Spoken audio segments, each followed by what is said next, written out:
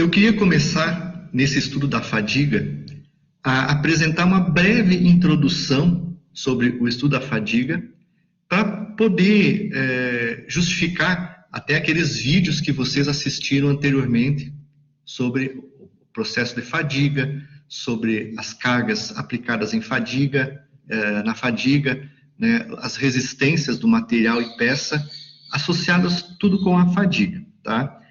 E para dar essa introdução para vocês, relacionando tudo isso com a resistência dos materiais, tá? Eu quero lembrar, né, ou mencionar para vocês um acidente que ocorreu há muito tempo atrás. Provavelmente vocês ainda não tinham nem nascido, né? Um acidente que ocorreu em 1988, né, em 28 de abril de 1988, onde um Boeing 737 da Aloha Airlines, que fazia voos lá na região do Havaí, entre Hilo e Honolulu, né? Esse avião, durante uma decolagem, ele perdeu parte da fuselagem do avião, toda a parte atrás da cabine dos pilotos, né? Um bom pedaço dela. Ele acabou, durante a decolagem, perdendo essa fuselagem, tá? E as pessoas ficaram presas aos seus cintos de segurança nos bancos da aeronave, porque ela estava decolando, né? E voando lá a 5, 6 mil metros de altitude, né? Como se fosse aí um avião conversível, na reportagem desse site aqui, tá? Apesar desse incidente, houve somente uma morte de uma comissária de bordo que foi sugada para fora do avião, né? E ainda os pilotos, ainda com toda a problemática, conseguiram pousar a aeronave com tudo que aconteceu. E a causa do acidente, né, estava relacionada muito com a corrosão e com a fadiga, né, dessa fuselagem da aeronave. Essa foi basicamente a causa do acidente, que eu já vou explicar o que aconteceu, tá? O avião tinha 19 anos de uso na época. Ele tinha sido fabricado em 1969, tá? Tinha 19 anos de trabalho, tá? E após essa investigação desse acidente, a FAA, a Federal Aviation Association, né, lá dos Estados Unidos, né, ela acabou alterando os planos de manutenção das aeronaves, tá? Em função deste problema que aconteceu. O incidente foi esse, ó, né? O Boeing 737 perdeu parte da fuselagem do avião durante uma decolagem, né? Eu, na época, tinha 18 anos, né? Eu estava me preparando para o vestibular, né, da engenharia mecânica. Eu estava fazendo cursinho na época, tá? E eu me lembro até hoje, quando passou no Jornal Nacional essa reportagem, exatamente essa foto, né, do acidente, né? Eu fazia curso técnico na época, né, e até comentaram o acidente depois, né, as causas, um mês depois, geralmente eles comentam tudo o que aconteceu, a causa do acidente, né? E na época falaram em fadiga do avião, né, e eu nem imaginava, né, o que tinha acontecido. A gente só prestava bastante atenção porque gostava muito da aviação, né, e acabou então acontecendo esse acidente, né, e isso tocou muito a gente naquela época, né, lá em 1988, né, um ano depois, no final em 89, eu entrei na universidade, né, lá de Santa Maria.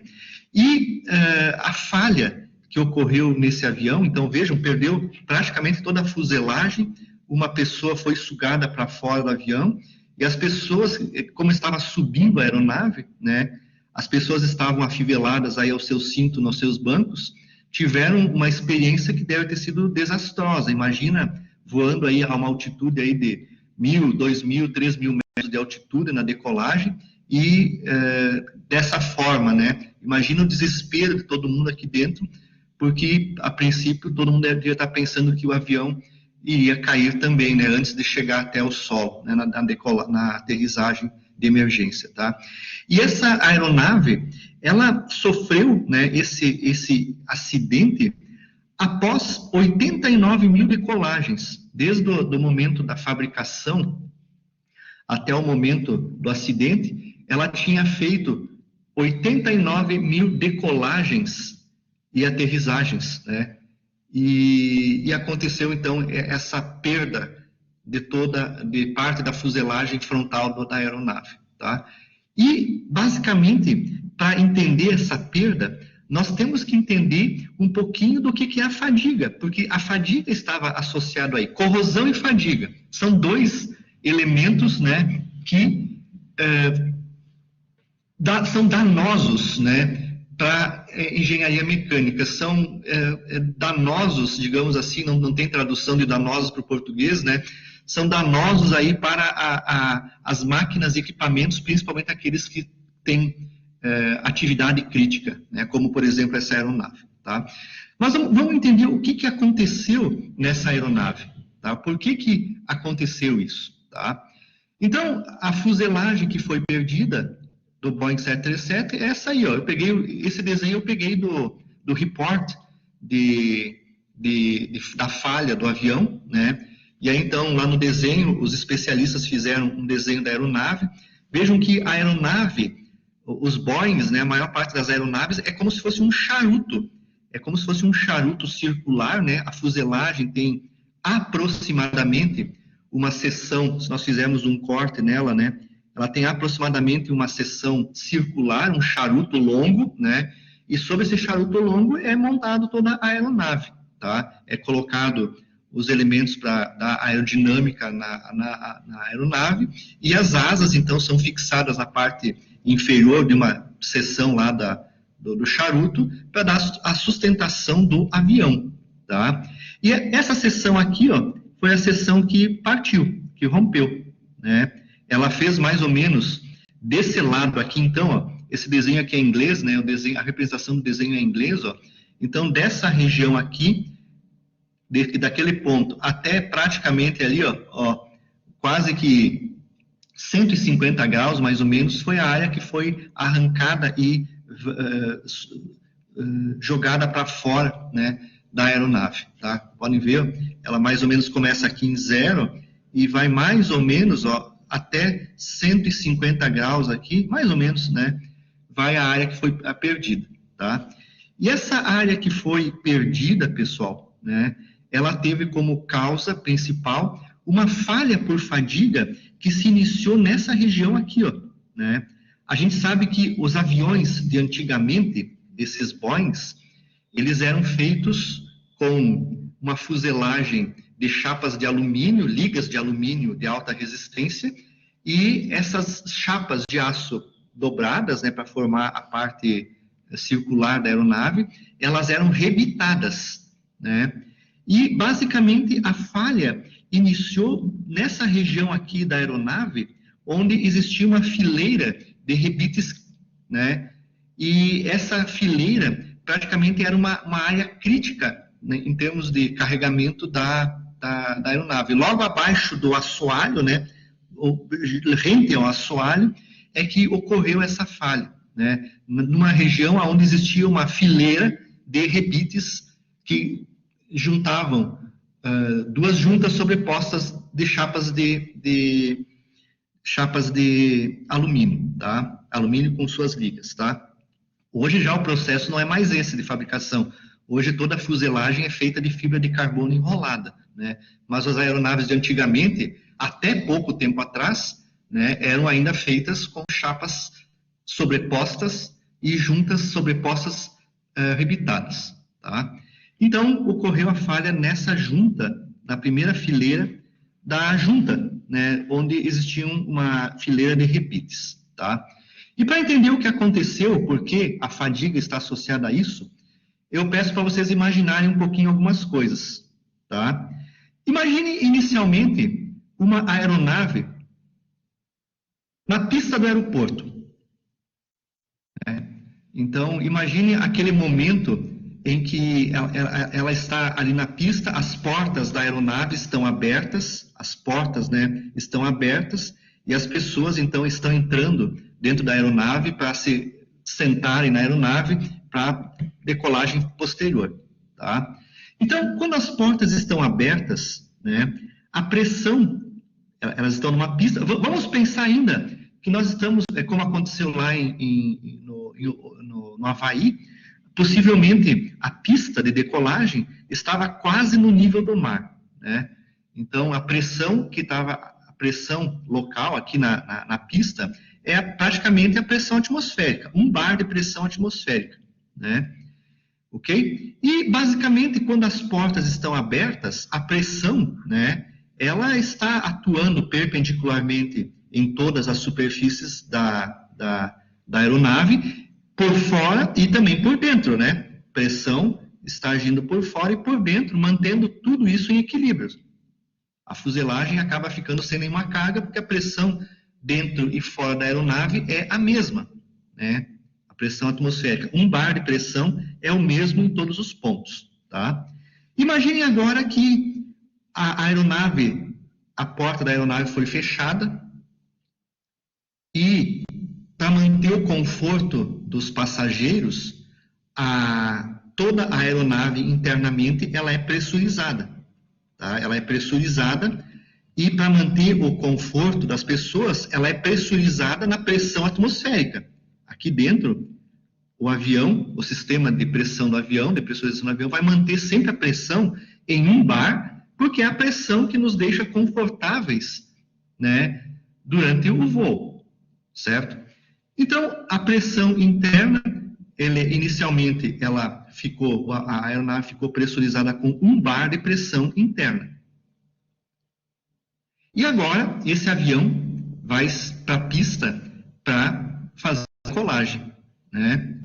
Então, inicialmente, o sistema do avião pressurizou em 1 bar, e como a pressão por fora também é 1 bar, está tudo em equilíbrio. Internamente e externamente, as pressões são as mesmas, e nenhuma carga, digamos assim, tem sobre a estrutura do avião. Agora, o avião vai se preparar para a decolagem. Vai para a pista, acelera todos os motores e começa a decolagem.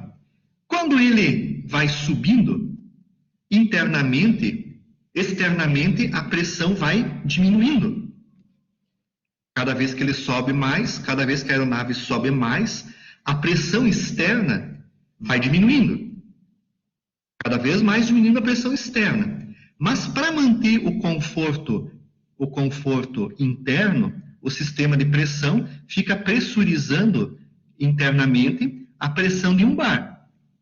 Internamente ele fica pressurizando sempre a aeronave com uma pressão próxima, então, equivalente a 1 bar de pressão.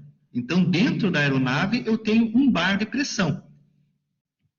1 bar de pressão.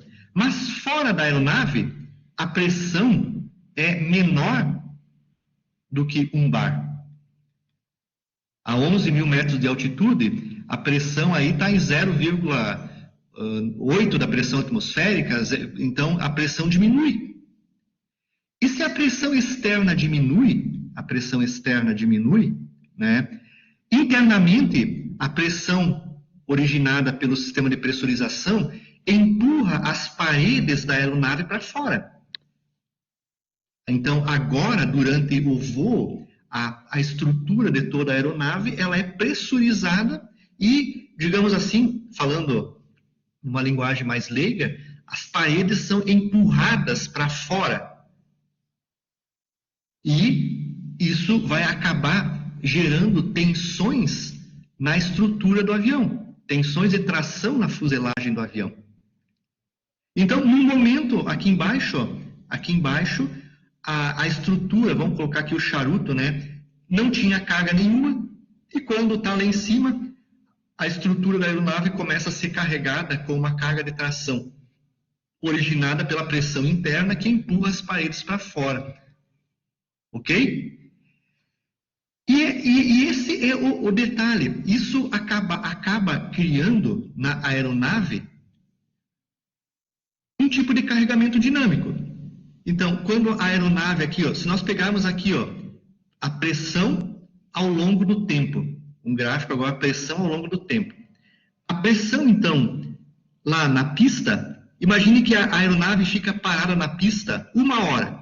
Então, durante 1 hora, praticamente a pressão interna é igual à pressão externa, sem pressão nenhuma. O ΔP, vamos colocar aqui na realidade, o ΔP de pressão, a diferença entre a pressão externa e interna, é praticamente nula. Quando o avião começa a decolar, essa pressão começa a subir. Conforme for a decolagem do avião, a pressão vai ser assim. Ela vai aumentando.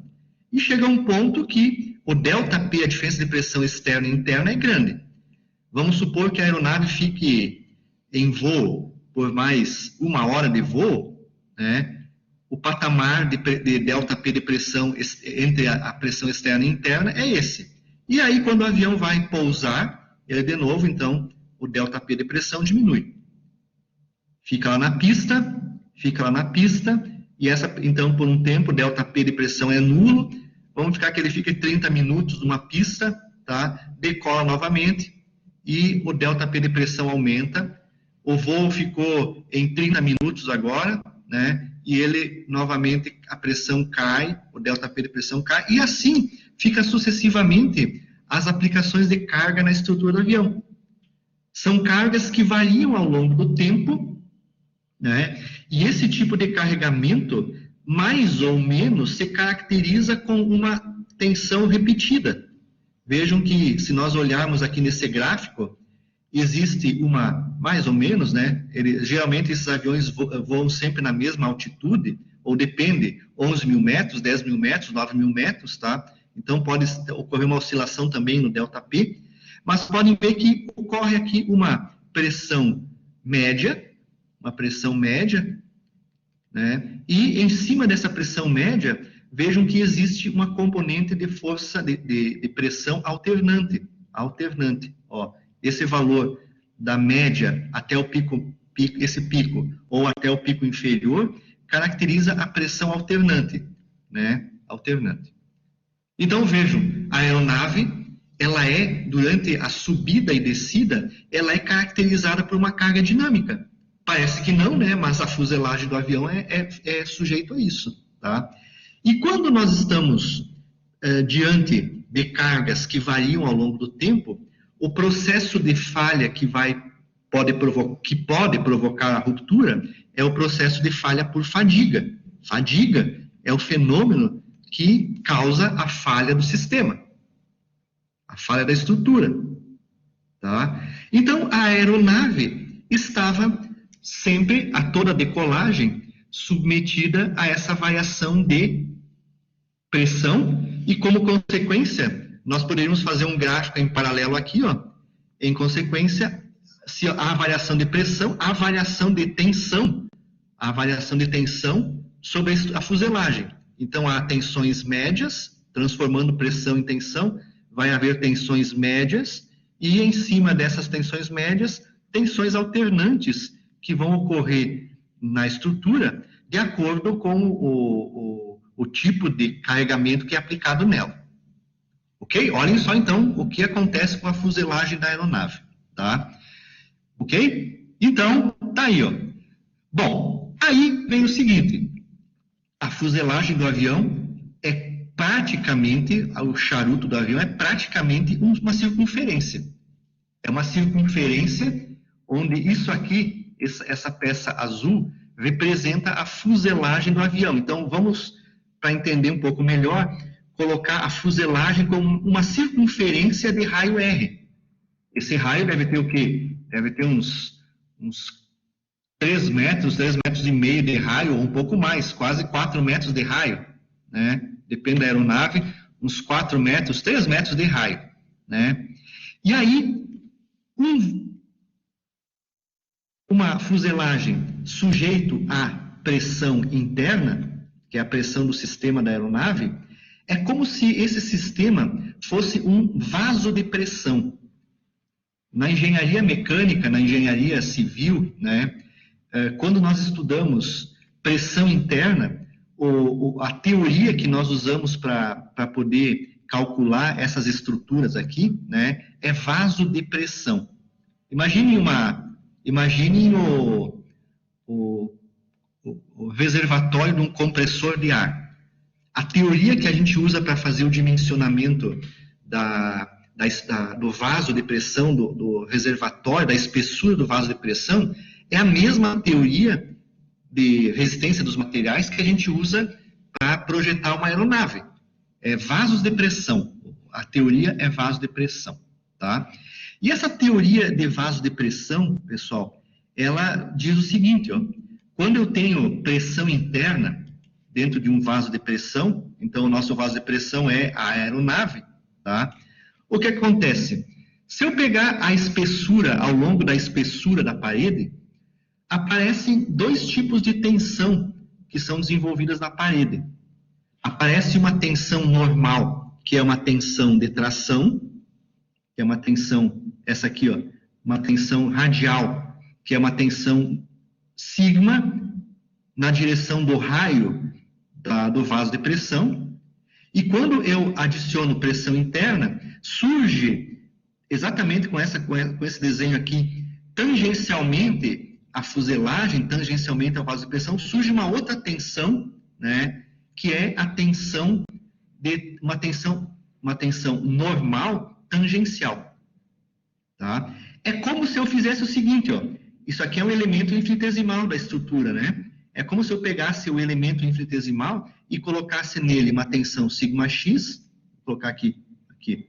É como se eu pegasse aquele elemento infinitesimal e colocasse nele, nessa direção aqui, ó, na direção radial, um σx, e na direção tangente ao círculo, ao vasodepressão, uma tensão normal σy, tá? Só fica faltando nesse elemento infinitesimal o quê, ó? Fica faltando as tensões tal xy que não existem, tá? Então, o nosso vasodepressão, pessoal, esse vasodepressão submetido a esse carregamento de pressão interno, que é um carregamento dinâmico, fica submetido, então, a essas tensões radiais normais, né, e tensões radiais tangenciais, tangente à circunferência, que é, cada uma dessas tensões radiais e tangenciais possui uma fórmula que permite, a partir do raio, a partir da pressão interna e da espessura do raio interno e raio externo, permite calcular o σr e o σt, inclusive ao longo da espessura da parede, tá? Então, o vasodepressão, então, a aeronave, lá em algum ponto, por exemplo, lá naquela região do assoalho, onde está o assoalho da aeronave, né, nas paredes da aeronave, havia, então, tensões normais que tracionavam a fuselagem, né, na direção radial e na direção tangencial. E essas duas tensões, tá, vejam que essa tensão radial vermelha, ela está perpendicular à fuselagem do avião. Ela está saindo aqui, ó. Vou colocar aqui, ó. Ela estaria, se eu pegasse um elemento infinitesimal, a tensão radial estaria saindo aqui, ó, e como eu estou analisando o elemento infinitesimal, e entrando, né, o elemento infinitesimal. E a tensão σt estaria tangenciando a borda do avião, a circunferência do charuto do avião. Olhando essas tensões agora nesse ponto aqui, ó, se nós olhássemos então as tensões na aeronave, ó, nós veríamos então daqui o elemento infinitesimal. Vejam que a tensão σt, o σt, ele está tangenciando a fuselagem do avião, e o σr, vou fazer de outra cor aqui, ó, o σr, ele está saindo perpendicular, ele está saindo aqui do plano da fuselagem. É como se fosse um vetorzinho, saindo do plano da aeronave para fora, em direção a vocês aí, tá? E nessa região aqui, ó, existia então aquela fileira de rebites, Nessa região aí, ó, a junta entre duas chapas que formavam o avião era essa aí, ó. E existia, então, essa primeira fileira aqui de rebites que ligavam, então, as duas chapas bem certinho, né? Bem na região do assoalho lá da aeronave. Então, aqui, para poder fazer a junção das duas chapas de alumínio, né? Essas duas chapas aqui, existia um tipo de junta rebitada do tipo sobreposta típica, né? Basicamente essa, onde as duas chapas eram furadas e depois de furadas, então, elas eram montadas e rebitadas. Então, aqui era colocado um rebite, né? Juntando as chapas rebitadas. Só que, olhem o problema, né? Olhem o problema. Nesta região toda aí, ó, né? Existe uma chapa perfurada, existe variação de seção. E vocês já estudaram, né, que variação de seção é um problema para a carga de fadiga. Sempre que existe variação de seção de uma peça, existe um problema de concentração de tensões. Concentração de tensões. Então, em todo furo de uma peça que está carregado, ali existe um fator agravante dentro da resistência dos materiais, que é a concentração de tensões. As tensões são maiores, né, devido à concentração de tensões, por exemplo, nesse caso, no furo. E aí, então, essa região da aeronave era uma região mais carregada. E nela, as tensões que existiam eram essas aqui, ó. Pegando a fuselagem, eu tinha naquela região da primeira fileira do rebite, tensão de radial saindo do plano do avião e tensão tangencial, né, normal, ambas de tração, né, tangenciando a aeronave. E pegando essas fileiras aí, ó, agora rebatendo um pouquinho, né, no sentido da espessura agora, perpendicular a essa região aqui, ó, nós tínhamos, então, as chapas, ó. As chapas eram conformadas dessa forma. Isso aqui era um furo. Deixa eu fazer o desenho aqui. Isso aqui, ó, era um furo que era feito numa das chapas, na interior, e esse aqui era o furo da chapa frontal. E aí, nesse meio, vai o rebite, né, que é essa região, esse elemento aqui, ó. Tudo isso aqui, então, ó, é o rebite que acaba ligando, então, as duas chapas. Mas vejam que as chapas, elas tinham ainda mais um agravante, canto vivo. Canto vivo, tá?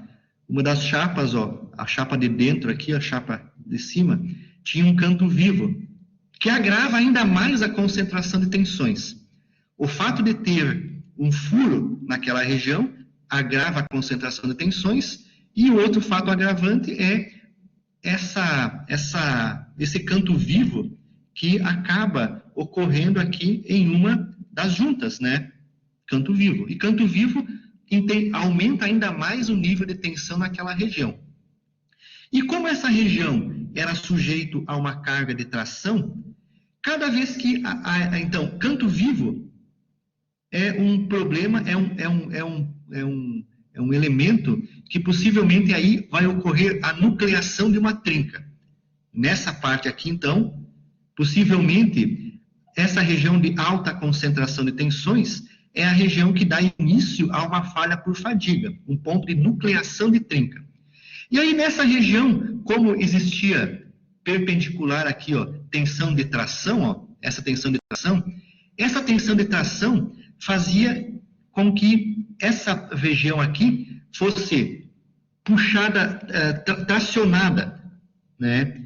E cada vez que essa aeronave decolava, a junta era tracionada e a trinca que existia inicialmente nessa região ia aumentando. Então, imagine aqui essa parte da fuselagem aqui, ó, vou fazer, por exemplo, essa região aqui, ó, né? Imagine que tenha duas seções. Aqui eu tenho uma trinca, aqui eu tenho uma trinca. Parece estar fechadinha, né? Mas cada vez que essa região é tracionada pelo sigma T, né, sigma T, essa fissurinha aqui, ó, ela dá abre um pouquinho, e cada vez que há uma tração numa fissura, numa rachadura, essa fissura vai aumentando, vai se progredindo. Quando a aeronave está lá em cima, a pressão interna empurra tudo isso para fora e abre a fissura. Quando a aeronave pousa, praticamente a própria força da a força acaba não agindo mais na estrutura e ela pressiona essa junta para dentro, né, fechando a junta. Depois, quando decola de novo, abre mais um pouquinho a junta. E assim forma uma carga repetida, abrindo uma fissura, uma rachadura e fechando ela durante o pouso. Durante a decolagem, abre a fissura e fecha durante o pouso. Isso, 68 mil vezes fazendo isso, essa rachadura progrediu ao longo de toda essa região aqui, ó, e uma rachadura se progrediu durante a primeira fileira de rebites nessa região aqui, ó, né? Ela foi abrindo 68 mil decolagens e pousos, né? 68 mil vezes que essa aeronave pressurizou internamente, a fissura foi crescendo, e houve um momento que essa área de resistência das rachadura é separação de duas partes. Então, é como se essa região aqui, ó, até esse ponto, está separada da região de baixo. Há uma trinca interna. Aqui está junto. E essas áreas, então, a rachadura cresceu e a área que suportava o carregamento de tração naquela região, em um certo momento, foi insuficiente e ocorreu a ruptura brusca daquela seção, levando, então, toda essa região da aeronave aqui, ó, né, perdendo toda essa região da aeronave para fora. E junto, sugando uma pessoa para fora, né, que foi a comissária de bordo. Tá? E a causa, então, foi o problema de fadiga que ocorria na fuselagem do avião. Esse crescimento dessa rachadura aqui ao longo do tempo, ao longo das decolagens, é que provocou a falha do avião. Tá? Mas aí vocês podem me perguntar, mas puxa, a manutenção não identificou isso? Também teve falha da manutenção, né? Então, quando a FAA fez a avaliação do acidente, né, porque toda a aeronave é feita uma avaliação minuciosa do acidente, ela identificou também falha que não identificou por algum processo de inspeção de raio-x ou alguma coisa assim, não identificou esse crescimento da fissura ao longo do tempo. Isso não acontece de um dia para o outro. Essa fissura, ela cresce com o tempo, né? Então, isso é identificado ao longo do tempo. Tá? Talvez entre uma manutenção e outra pudesse ter sido identificada essa fissura que crescia. Tá? Então, a causa foi um problema de manutenção que não preveu, não conseguiu identificar essa falha que estava ocorrendo. E também a falha, esse incidente, provocou uma mudança nos planos de manutenção das aeronaves. Antigamente, a esse acidente, né, as aeronaves, elas tinham um plano de manutenção,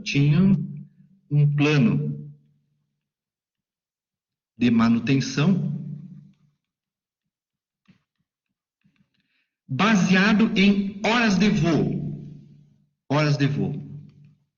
Então, todo o plano de manutenção das aeronaves anterior a esse incidente era feito a partir do número de horas de voo. Inclusive, hoje, para alguns tipos de aeronave, ainda é isso, né? Horas de voo. Não sei quantas horas de voo é exatamente. Vamos supor que fossem 30 mil horas. Só supondo aqui 30 mil horas. Não sei exatamente esse valor aqui, tá? Então, a cada 30 mil horas de voo, a a aeronave tinha que ir para manutenção, onde eles faziam aplicavam o checklist e faziam todas as avaliações da aeronave, turbina, motor, fuselagem, sistema todo era feita a manutenção sempre a cada 30 mil horas, né? Por que era feita a cada 30 mil horas? Porque geralmente um avião 737 é um avião grande. Ele geralmente passa mais tempo voando do que parado.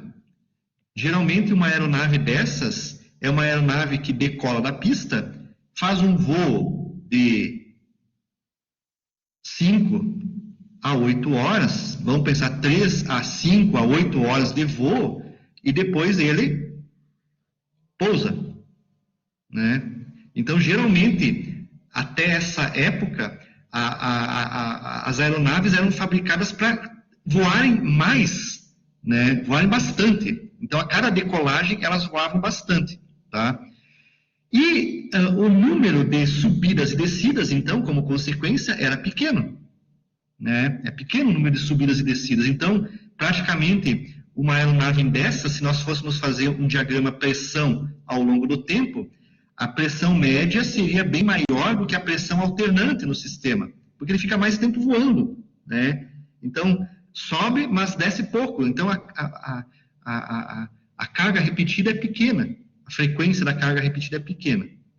Mas essa aeronave foi comprada pela companhia Aloha Airlines, para operar lá no Havaí, onde os voos, pessoal, lá no Havaí, eram voos rápidos, de 15, 20 minutos, entre um local, entre uma ilha e outra, daquela região toda ali, né? Eu acredito que seja mais ou menos assim, né? Entre as ilhas lá do Havaí, né? Esses voos eram curtos. E isso aumentou, então, essa aeronave foi comprada, só que o número de subidas e descidas era muito, muito maior do que numa aeronave normal. E como a previsão de manutenção era baseada em número de horas de voo, ela não conseguiu identificar em uma certa janela de manutenção que existia uma fissura, né, que estava progredindo na fuselagem. E como o número de decolagens era muito grande, essa fissura ela progredia assustadoramente na fuselagem do avião. E a partir, então, desse incidente, as aeronaves deixaram de fazer manutenções baseadas em horas de voo e foi adicionado ainda, como uma condição de manutenção das aeronaves, o número de decolagens e pousos que a aeronave sofria. Então, praticamente, a FAA mudou o plano de manutenção das aeronaves de maneira geral, baseado também em subidas e descidas, tá? Então, vejam que no acidente não foi somente uma causa, né? Por exemplo, houve negligência da manutenção? Sim, houve. A manutenção ficou mais rigorosa a partir disso na fuselagem. Mas eram normas que não condiziam com a realidade de voo daquela aeronave, né? Ela foi comprada para voos rápidos, né? E esses voos rápidos geravam uma frequência de alteração de carga muito rápida na fuselagem do avião, e essa frequência muito rápida de cargas na fuselagem é que fez com que a fissura progredisse e gerasse o acidente, né? Então, vejam, pessoal, que a fadiga, ela envolve vários aspectos. Eu queria dar essa introdução para vocês nesse acidente, porque quando nós falamos em fadiga, então, os principais elementos que estão associados com a fadiga, se nós colocássemos a fadiga aqui no centro dessa análise, os principais elementos que devem ser levados em conta quando nós vamos projetar algo que tem carga dinâmica, em primeiro é o tipo de carga aplicada. Olhem só, a aeronave só falhou porque tinha carga repetida, carga dinâmica, né, entre uma decolagem e outra. Então, nós temos que levar em conta, na hora de fazer o projeto de uma peça mecânica, o tipo de carga aplicada, que vocês viram, né, através dos vídeos anteriores, que podem ser cargas do tipo repetida, pode ter cargas alternantes, puramente alternantes, né? E pode ter cargas flutuantes. Nós podemos ter vários tipos de cargas que são aplicadas nos componentes mecânicos, e eles têm que ser levados em conta, né? Cargas dinâmicas, tá? Vocês viram que existe um processo de geração da falha por fadiga. Vocês assistiram a um vídeo que mostrou exatamente como é feito, como ocorre o crescimento de uma trinca, né? Sempre a falha por fadiga ocorre sempre com o crescimento de uma trinca, com o crescimento de uma fissura. E essa fissura, essa trinca vai crescendo à medida que nessa trinca existe entre um lado da trinca e no outro tensão de tração. Sempre que eu tenho tração, a fissura abre. Isso aí eu expliquei bem certinho em um dos vídeos que eu passei para vocês assistirem. Vocês só vão entender esse processo se entenderem exatamente como ocorre esse processo de falha por fadiga, que é diferente da falha estática, tá? Um outro processo que existe é as tensões desenvolvidas, né? Durante a falha, né, existem geradas tensões médias e tensões alternantes de uma peça, tá? A partir das tensões que ocorrem, forças máximas e mínimas, ocorrem tensões médias e alternantes, e essas tensões, né, que podem ser tensões de von Mises, né, é que provocam, então, são tensões de trabalho, que se muito grandes, provocam a ruptura da peça, ou provocam uma diminuição do coeficiente de segurança da peça, tá? O outro fenômeno o outro elemento associado à fadiga é a resistência, que agora envolve dois tipos de resistência. Existe a resistência do material e a resistência da peça, tá? Então, o material é um alumínio, né? Então, a resistência, por exemplo, do alumínio, do aço, é aquela resistência, quando eu falo resistência do material, é aquela resistência que a gente obtém do ensaio de tração. É a tensão de resistência à tração e a tensão de escoamento do material. Só que, quando está associado à fadiga, não é só a resistência do material que eu tenho que levar em conta. Eu tenho que levar em conta a peça. Porque a minha peça, vamos pensar aqui numa outra situação, ela pode ter elementos que acabam intensificando as tensões desenvolvidas. Uma peça pode ter, por exemplo, um rebaixo como esse, tá? Onde nessa região vai ocorrer uma intensificação, vai ocorrer uma concentração de tensões.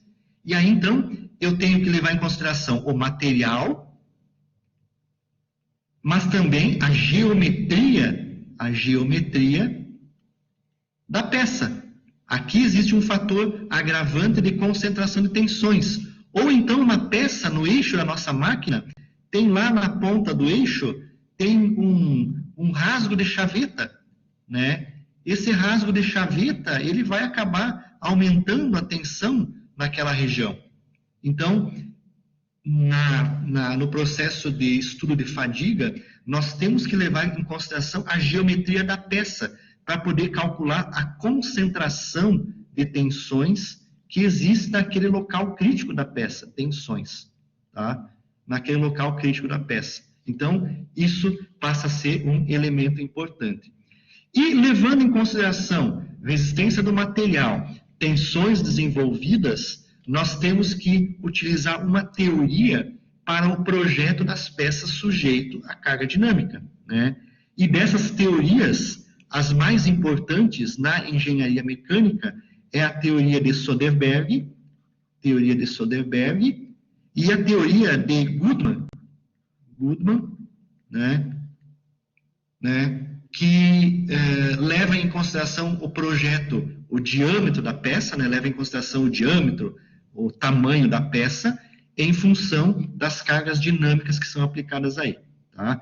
Então, essas duas, a Soderberg e a Goodman, e também Goodman modificada, são as duas teorias mais importantes dentro de engenharia mecânica, tá? Porque elas permitem, então, dimensionar uma peça sujeito a um processo de falha por fadiga, cujo aspecto mais importante dessa falha é uma progressão de uma trinca quando submetida a um carregamento de tração, tá? Então, essa é a ideia da fadiga, tá? Esses são os elementos que nós temos que estudar para poder compreender a fadiga, tá? E dentro dessa lógica, então, desses 5 elementos que estão colocados aqui, então, eu passei para vocês assistirem na aula passada, né, os tipos de carga que existem, né, como é que era o processo de geração da falha, a resistência dos materiais e também quais são as teorias, né, para fazer o dimensionamento de peças. Vocês devem ter assistido, então, esses vídeos para ter se preparado, então, para essa aula de hoje, tá? Mas essa é a grande lógica de tudo, tá? Então, eu escolhi passar essa introdução com esse acidente, tá? Porque, para mim, na época, né, realmente, isso me chocou bastante, aquele elemento, né? Vocês não tinham, talvez, nem nascidos ainda, né? E eu, logo em seguida, né, consegui compreender. Então, naquela época, em 88, eu estava fazendo o vestibular, estava fazendo cursinho, na época eu precisava fazer um cursinho para passar numa universidade federal, né? Senão a gente não tinha condições de pagar nada, porque as universidades eram muito, muito, muito caras, né? E logo em seguida eu entrei na universidade e consegui compreender essa falha quando eu estudei elementos de máquinas, né? Mas eu só consegui fazer essa analogia daquilo que eu estudei para vocês, para entender a falha, depois, né, de muito tempo, né, quando eu comecei a trabalhar a ministrar disciplina de elementos de máquinas, que eu comecei a mostrar para vocês isso aí, porque na época meus professores também nem salientavam esse tipo de relação com a fadiga, né? E aí, então, eu estudei novamente isso, né? Como eu gosto muito de análise de falhas, durante o meu doutorado eu estudei esse caso, né? Eu fiz trabalho para uma disciplina que eu fiz à distância no MIT, tá? Eu fiz uns cursos à distância no MIT sobre fadiga e tinha que apresentar um trabalho nesse curso, e o trabalho que eu apresentei foi justamente esse, né? Sobre essa falha, né? E aí, então, esse material que eu preparei para aquele curso, eu passei para vocês aqui, tá? Isso foi um curso à distância, tá? Né, que eu fiz aqui no Brasil, mas usando, né, os professores lá do MIT, lá no EDX, tá? Então, consegui fazer esse link, então, com a disciplina e também com o acidente, né, da Aloha Airlines, tá?